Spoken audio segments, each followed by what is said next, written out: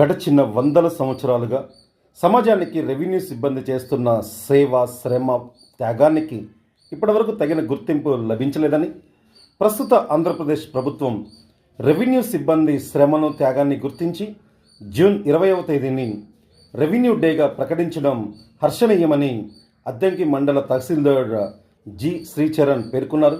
ఈ సందర్భంగా ఆయన మాట్లాడుతూ ప్రతి రెవెన్యూ ఉద్యోగి సంతోషించదగ్గ రోజని, రెవెన్యూ డేను ఘనంగా నిర్వహించుకోవాలని పిలుపునిచ్చారు.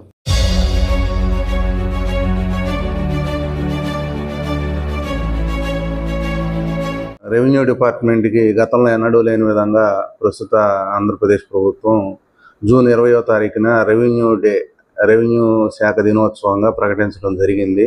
ఎన్నో ఏళ్లగా బ్రిటిష్ కాలానికి ముందు నుంచి కూడా రెవెన్యూ శాఖ ప్రజలకు సేవలు అందించడం జరుగుతుంది. కానీ ఇప్పటి వరకు ఎవరికి గుర్తింపు దక్కలేదు. కరోనా కాలంలో కానీ, ఇతరత్ర విపత్తుల కాలంలో కానీ అందరికన్నా ముందుండి సదరు విపత్తులను ఎదుర్కొనేది రెవెన్యూ శాఖ మాత్రమే. కానీ ఇన్నాళ్ళు కూడా ఎక్కడ కూడా బ్యాక్ ఎండ్లో తెర వెనుకున్నాం కానీ తెర ముందుగా మమ్మల్ని ఎవరు కూడా ప్రశంసించిన సందర్భాలు లేవు. ప్రతి శాఖకి, ప్రతి పౌరునికి రెవెన్యూ శాఖతో అనుసంధానం అవసరం, పనులు ఉంటాయి. కాబట్టి ఇది అతిపెద్ద వ్యవస్థ కాబట్టి కొన్ని లోపాల వల్ల కొంత చెడ్డ పేరు అనేది కూడా పైకి కనపడుతుంది.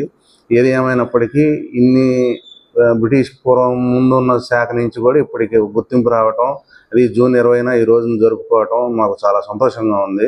ప్రతి ఒక్క రెవెన్యూ ఉద్యోగి కూడా ఈరోజు రెవెన్యూ డేని జరుపుకోవాల్సిందిగా మనస్ఫూర్తిగా కోరుకుంటూ ఈ అవకాశం కల్పించినందుకు గౌరవ మంత్రివర్యులకి, ముఖ్యమంత్రి వర్యులకి, ఆంధ్రప్రదేశ్ ప్రభుత్వానికి ధన్యవాదాలు తెలుపుకుంటున్నాను. Thank you.